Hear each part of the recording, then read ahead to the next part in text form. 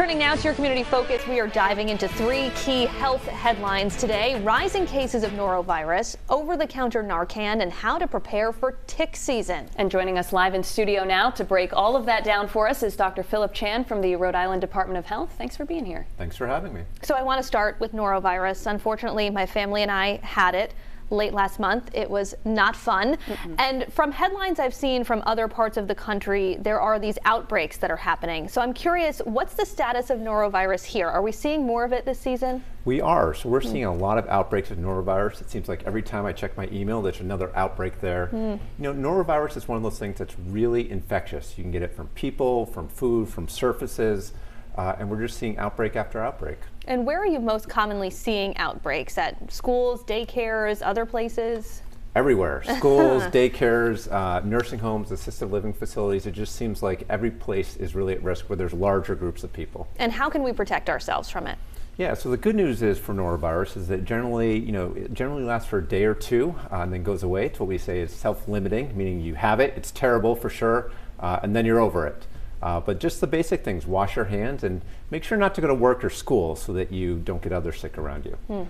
Now, the FDA just approved over-the-counter Narcan, so people can soon access the overdose reversal drug without a prescription. How soon is this happening? So this is a big deal. So substance use and opioid overdoses is one of the biggest public health crises in the country and certainly in Rhode Island. And we're up to almost an overdose a day, more than an overdose, a fatal overdose a day. So the big news by the FDA is that now they're making over-the-counter naloxone nasal spray available.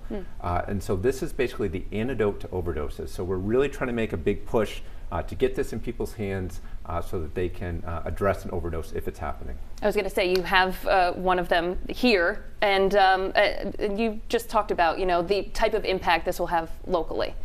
Yeah, so this is so simple to use. Essentially, you just put it up in someone's nose and squeeze, and it's an incredibly safe medication. There's like no side effects, and it's really effective at reversing an opioid overdose. We want to talk about ticks. Tick season is coming as more of us are going to be getting outside. I know where I live, it's usually really bad in the spring. So can you talk us through some tips that you have for people to protect ourselves against, tick-borne illnesses like Lyme disease? So unfortunately, yes, we have seen with the warmer weather now generally seasonally, as well as over time with climate change, we are seeing increases cases of tick-borne diseases. So Lyme disease, for example, a couple hundred cases 10 years ago. Now we're over 1,000 for the last few years per year.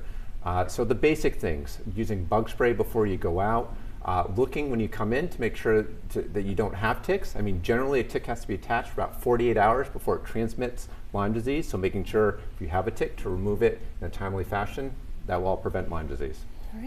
All right, and real quickly, we're running out of time here, but Lifespan just recently announced that it's no longer requiring masks for patients, visitors. What does that say about where we are in terms of the pandemic? It says we're in a good place. Our community rates are low. Would still encourage people to be vaccinated if they haven't. That's really key to preventing, and we'll see where this goes.